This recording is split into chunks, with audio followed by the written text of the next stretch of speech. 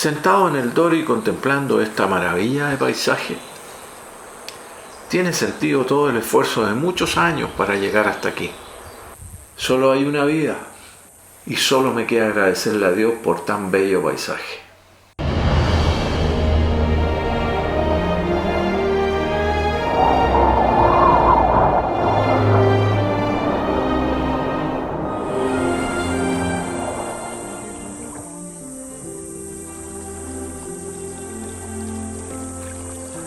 Como saben, en estos videos no tengo ningún tipo de ayuda. Los filmo, edito, musicalizo y hago la locución para después subirlos a YouTube. Bueno, resulta que me di cuenta de dos errores que he estado cometiendo y que me ha costado un poco solucionar en estos días. El primero es que algunos audios los grabé con mi iPhone y YouTube parece no reconocer los audios grabados en el formato del iPhone 12. Por lo que deberé escribir manualmente los textos para incluir subtítulos en inglés que me han pedido algunos amigos. Y el segundo error es que filmé algunas tomas con el iPhone 12 que desde fábrica viene configurado para grabar video en HDR y tomar fotos en formato cuadrado. ¡Carlos! He's getting in your picture. HDR significa imágenes de alto rango dinámico, High Dynamic Range en inglés. Es la evolución del SDR, Standard Dynamic Range. Se consiguen imágenes muy realistas, diferenciando las zonas con distintos niveles de iluminación. Está relacionado todo con la luz. Esto se aprecia muy bien cuando sacamos fotografías, pero el HDR no se ve bien en equipos normales y las fotos son cuadradas. Así que para hacer este video debí aprender cómo editar y subir videos en HDR. Además, cambié mi forma de grabar los audios y obviamente cambié los formatos de grabación y fotos del iPhone a SDR y 16:9. Grabar lo que veo en los paseos en moto ha significado aprender a editar y a convertirme en un amateur y entusiasta de la producción de video, lo que ha resultado en algo muy entretenido y que será mi forma de dejar un registro de lo que he hecho hoy que nadie revisa ni tiene álbumes con fotos impresas. Hacemos una pequeña escala para representar nuestros respetos a Bert Loper. Bert fue un pionero del deporte de los rápidos del río en el suroeste de los Estados Unidos, en particular del río Colorado y sus afluentes. Él, junto con muchos de los barqueros destacados de su época, estuvieron entre las últimas personas en navegar por el río Colorado antes de la construcción de las presas Glen Canyon y Navajo. En 1949, dice la leyenda que escapándose del hospital donde estaba internado por una afección cardíaca, Loper, que tenía 79 años, intentó trabajar en su bote del río Colorado a través del Gran Cañón.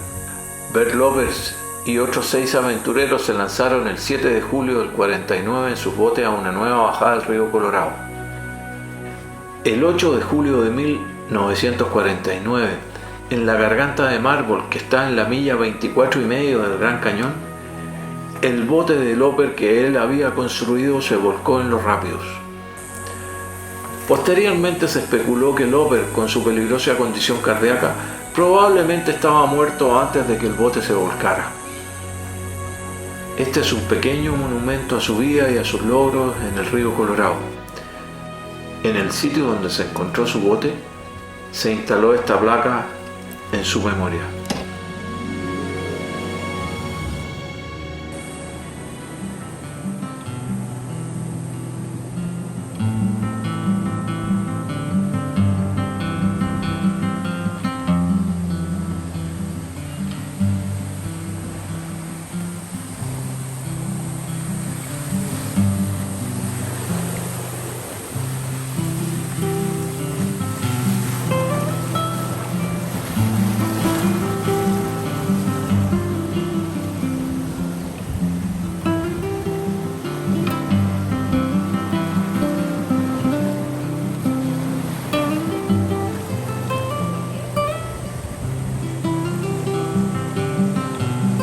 llegamos a Redwall Cavern, que es uno de esos lugares del cajón en que las imágenes simplemente no pueden hacer justicia a lo que uno está mirando.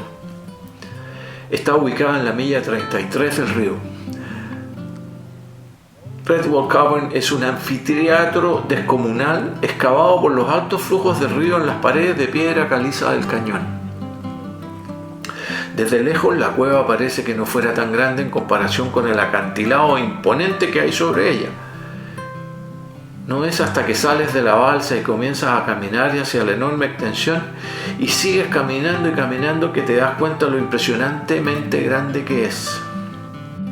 Mientras camino y entro en Redwall Cavern se puede apreciar su real tamaño, con unos 35 metros de profundidad. Cuando me doy vuelta desde el fondo, la caverna enmarca perfectamente el río Colorado y los acantilados circundantes. Es impresionante mirar el Gran Cañón desde su interior. Y si miras las rocas cerca de la entrada de la caverna, se pueden ver criaturas marinas fosilizadas en las rocas.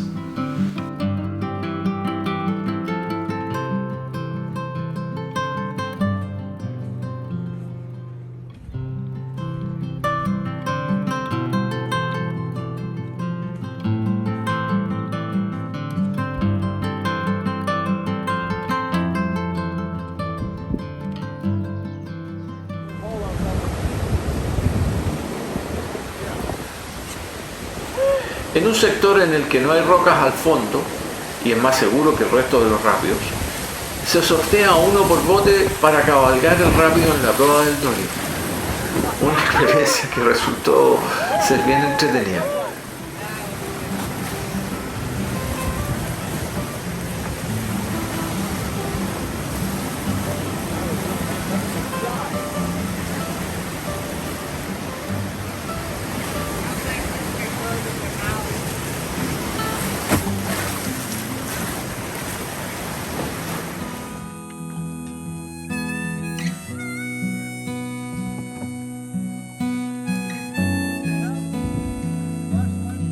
Visitamos uno de los túneles de exploración que se realizaron para los estudios de factibilidad de la represa Marble Canyon, también conocida como la represa Redwall, que fue una de las represas propuestas en el río Colorado en la época del 40.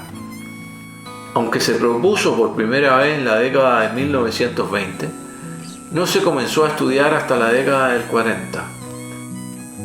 La represa sería un embalse relativamente pequeño en la parte central de Marble Canyon para desarrollar energía hidroeléctrica. Los planes se centraron en dos sitios entre las millas 30 y 40 del cañón. En un momento se propuso un túnel de 38 millas en un sitio a las afueras del Parque Nacional del Gran Cañón para desarrollar todo el potencial de generación de energía del sitio, lo que hubiese reducido el río Colorado a un goteo solamente a través del parque. So this tells you that you're 35 feet in from the entrance, and this tells you the label of this fracture line. Oh, okay. And they labeled every fracture line, and they decided how moist that fracture line was, and that determines the integrity of the entire tunnel. And this tunnel was built as the anchoring system for the dam.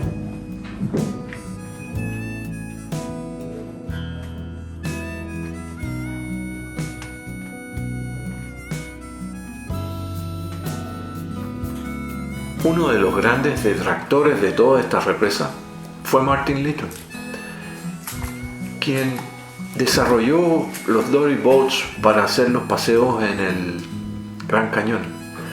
A él, que luchó constantemente para proteger el Gran Cañón, se le debe en gran medida lo que hoy es el Gran Cañón.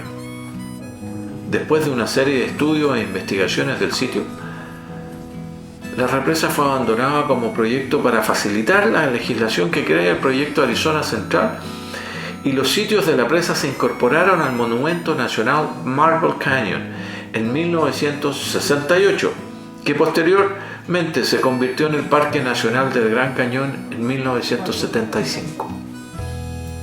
Caminamos y resulta increíble que la perforación tiene distintos desvíos y brazos en forma interna, y estamos a unos 100 metros dentro de este túnel.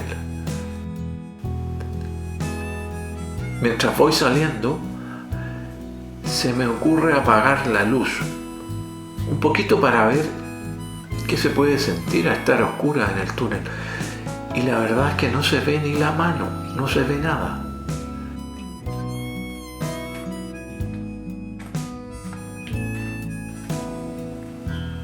Es mejor que salga, es hora de volver. Ya me empezó a dar cosas, comerse un terremoto acá adentro, ni un brillo.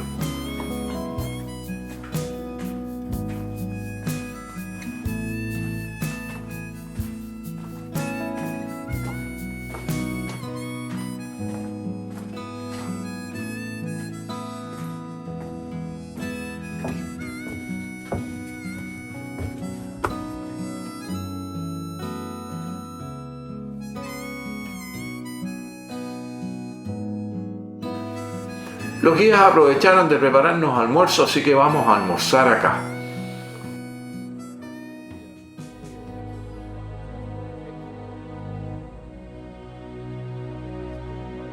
Vamos a continuar por algunas millas más hasta llegar al punto donde descansaremos hoy día.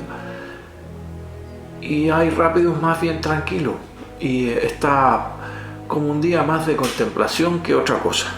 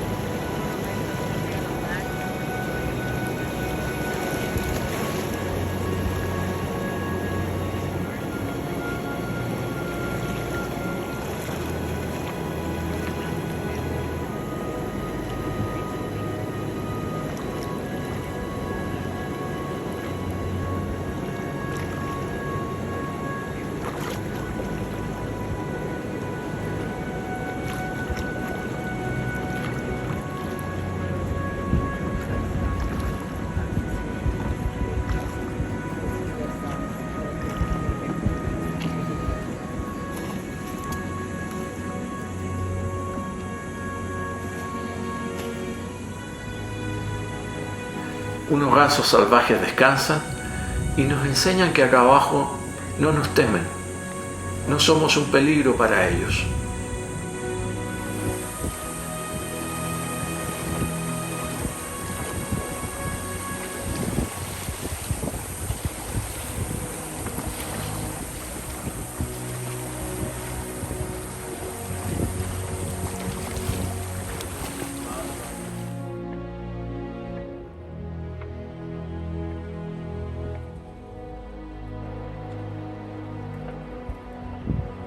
Son las 7:30 de la tarde y todos estamos preparando nuestro lugar para dormir.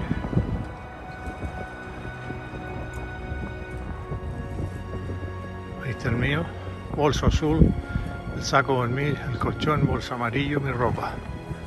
Dick leyendo y hay otras personas instalándose. Todo esto